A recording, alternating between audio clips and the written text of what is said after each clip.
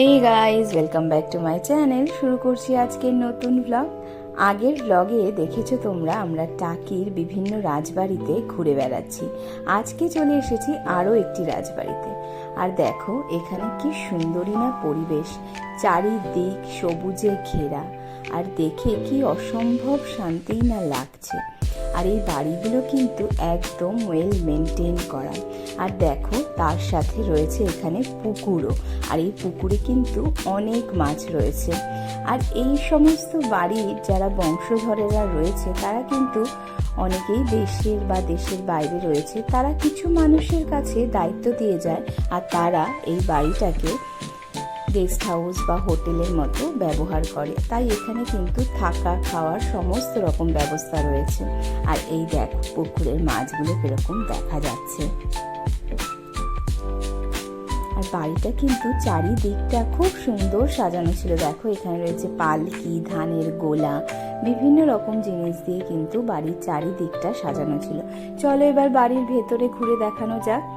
এই দেখো চলে এসেছি বাড়ির ভেতরে। একদম ঘরোয়া একদম পরিবেশ, কোনো হোটেলের মতন কিন্তু নয়, ভেতরটা একদম নিজের বাড়ির মতন, কিন্তু এটা হোটেলের মতন ভাড়া দেওয়া হয়। আর দেখো এই বাড়ির সাথে জড়িয়ে থাকা নানান রকম স্মৃতি কিন্তু তারা এই ফ্রেমে বন্দি করে রেখেছে।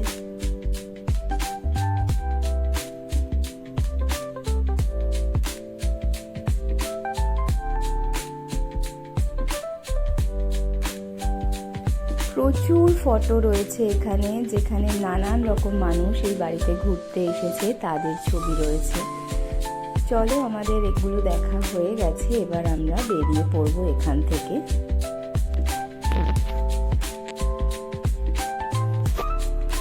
এইবার আমরা চলে এসেছি, এই যে এটা কিন্তু বিসর্জন সিনেমাটা যে হয়েছিল তার কিন্তু শুটিং সমস্ত এই বাড়িতে হয়েছিল। এই বাড়িটা কিন্তু খুব একটা বেশি বড় ছিল না, আর কিছুটা পরিত্যক্তই বলা যায়, কারণ এখানে কোনো লোকজন তো দেখতে পায়নি। আর দেখো রয়েছে পুরো চারিদিক পুরো বনে, একদম বন জঙ্গলে ঘেরা। আর এই বাড়িটা কিন্তু সেইভাবে কোনো মেনটেনেন্সও হয় না, অনেক জায়গায় কিন্তু বেশ ভাঙাচোরার মতোই রয়েছে।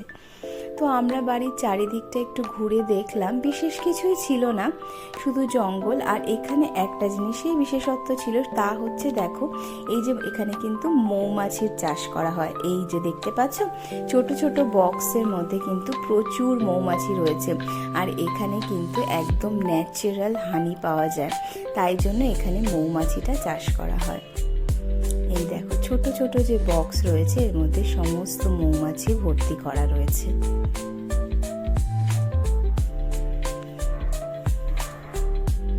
চলো এবার আমাদের এই বাড়ি দেখা হয়ে গেছে, এবার আমরা যাব মিনি সুন্দরবন।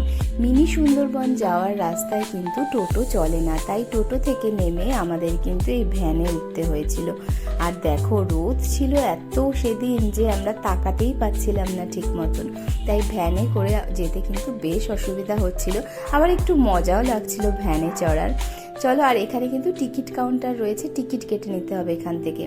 টোটো তাও পুরো রাস্তা গেল না, কিছুটা আগেই নামিয়ে দিল, আর সেখান থেকে কিন্তু আমাদের হেঁটে যেতে হয়েছে। আর এই যে দেখো ব্রিজ, এই সেই ব্রিজ, এই ব্রিজের ওপর থেকেই কিন্তু মিনি সুন্দরবন দেখতে হয়, কারণ এই ব্রিজ থেকে নিচে নামা একদমই নিষিদ্ধ। চলো ভেতরে যাওয়া যাক।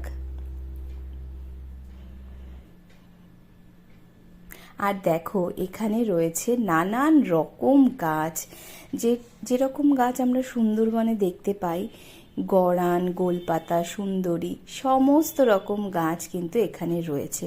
সমস্ত রকম গাছের জঙ্গল বলেই বোধহয় এটাকে মিনি সুন্দরবন বলা হয়। আর দেখো এখানে কিন্তু রয়েছে, দেখতে পাচ্ছ ছোট ছোট শ্বাসমূল।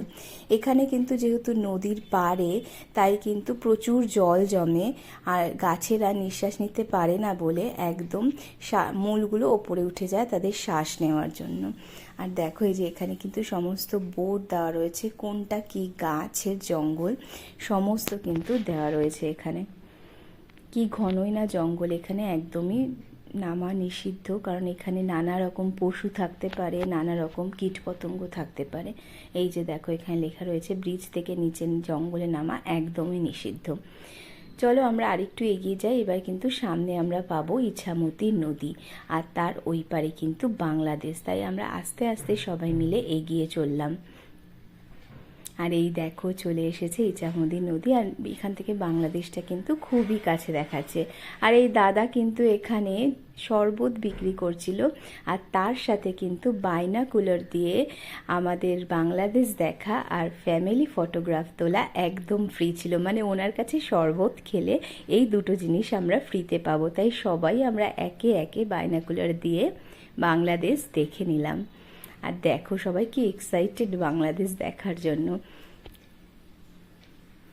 আমিও কিন্তু দেখে নিলাম একটু নিজের পূর্বপুরুষের মাতৃভূমি, পিতৃভূমি, সমস্ত কিছু। আর তার সাথে কিন্তু একটু গলা ভিজিয়েও নিলাম এই শরবত দিয়ে। আর শরবতটা ছিল সত্যি অপূর্ব খেতে। এই গরমে এই শরবতটা পেয়ে যেন গলায় অসম্ভব শান্তি লাগছিল।